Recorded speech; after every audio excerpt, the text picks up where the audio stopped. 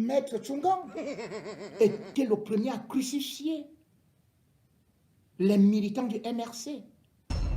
Il n'y avait aucun élément contre eux. Continue. Rien. Dossier vide. Maître Tchungang était le premier à nous dire que Maurice Kamto, président du MRC, méritait d'être traduit au tribunal militaire, voire condamné, pendu, avec la corde.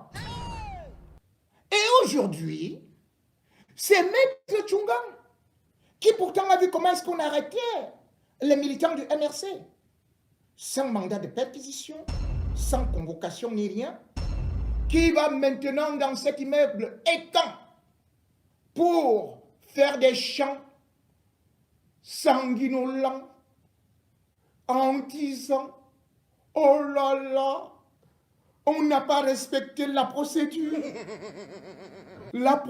d'arrestation. » Ah oui, monsieur Maître Tchungang, puisque monsieur Jean-Pierre Amougou-Belinga, tes clients et toute la bande de barbares de la DGRE ont respecté la procédure de l'assassinat.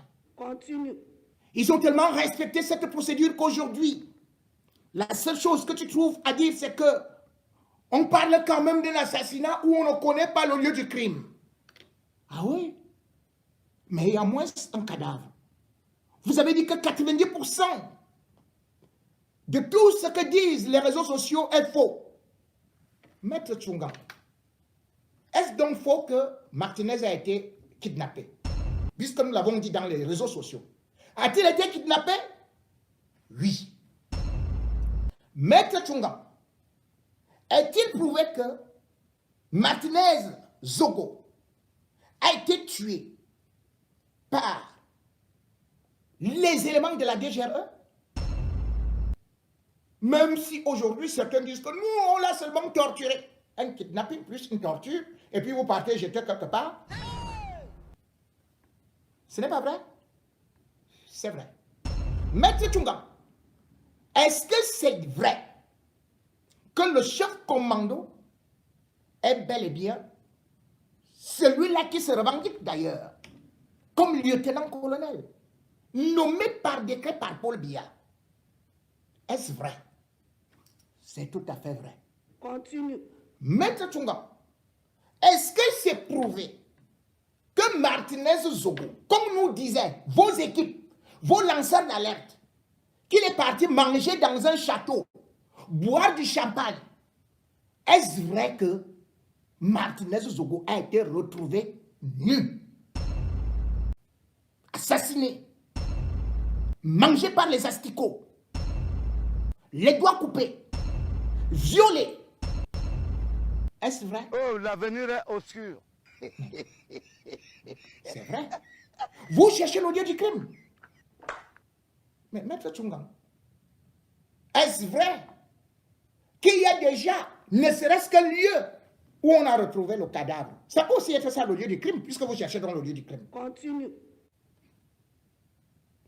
Mais pour l'instant, c'est lui qui a dirigé les opérations, à savoir le co-lieutenant-colonel, le commandant des opérations de la DGRE, vous dit que c'était au sous-sol de l'immeuble Camp. Continue. Et puis, c'est lui qui le dit, c'est pas nous. Sauf si vous, Maître Tchungang, vous étiez là. Dans ce cas, vous nous donnez votre témoignage. Vous-même là, vous devez être interpellé, Maître Tchungang. Parce que peut-être vous étiez dans la voiture même avec Jean-Pierre Amougou-Belinga, parmi les deux personnes qui étaient là. Continue. Qui vous dit que vous n'étiez pas là? Pour l'instant, on a souvent vu des avocats qui sont aussi des criminels, qui sont des assassins. De toutes les façons, qui s'assemblent, se ressemblent. Puisque vous n'avez défendu que des crapules. Vous n'avez défendu que de piètres individus avec des mains trempé dans le sang. Continue. Vous êtes l'avocat de la pègre. Donc vous faites partie de la pègre. Oh, l'avenir est obscur.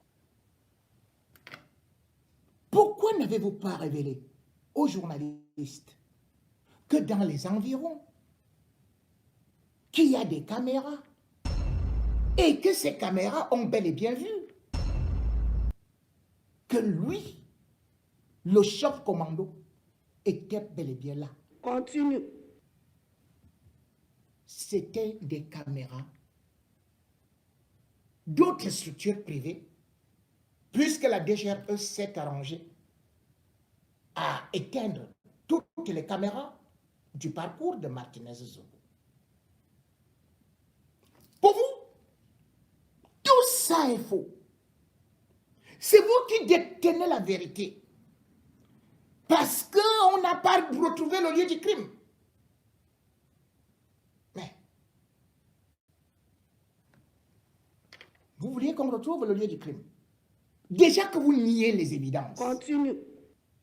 La première évidence que vous avez voulu balancer en conférence de presse était de faire comprendre aux gens que l'immeuble Ekan n'a jamais eu un sous-sol. Et les journalistes, payés par vos services, eux aussi, ou des activistes, ont relayé cette information. Que l'immeuble Ekan a 0 sous-sol.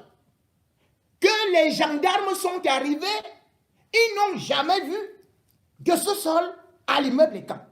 Ce qui signifie que toutes les déclarations de Jipo de Mingono sont fausses, puisqu'il n'y a jamais eu de sous-sol à l'immeuble Ekan. C'est ce que vous dites. C'est ce que vous avez affirmé devant le monde entier. Et c'est ce qui est actuellement relayé dans les réseaux sociaux. Sauf que vous n'avez pas dit que vous n'êtes pas un expert, puisque vous n'avez pas fait le tour de la maison avec tous ces journalistes. Vous n'avez pas présenté le plan de construction de cet immeuble, puisque avant de bâtir un immeuble, il y a une autorisation de bâtir à la mairie. Et cette autorisation montre bien qu'il y a un sous-sol. Continue.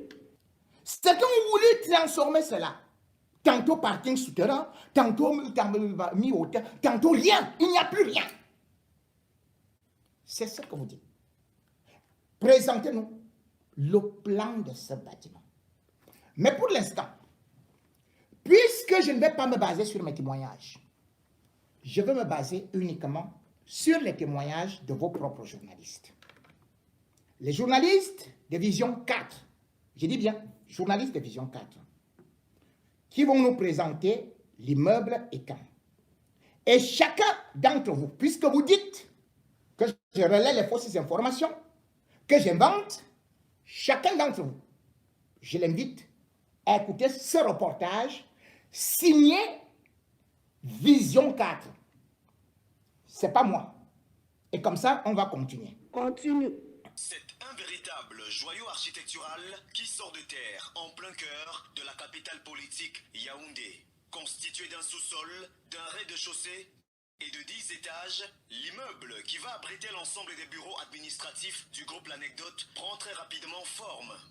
Le président directeur général du groupe L'Anecdote, Sa Majesté Jean-Pierre Amougou-Belinga, a effectué une visite en compagnie de ses collaborateurs sur le site de construction de ce nouvel immeuble siège du groupe L'Anecdote au quartier Ouarda à Yaoundé ce mercredi 1er juillet 2020 pour toucher du doigt l'état d'avancement des travaux. Le taux de réalisation de cet édifice à ce jour a été salué par Sa Majesté Jean-Pierre Amougou-Belinga.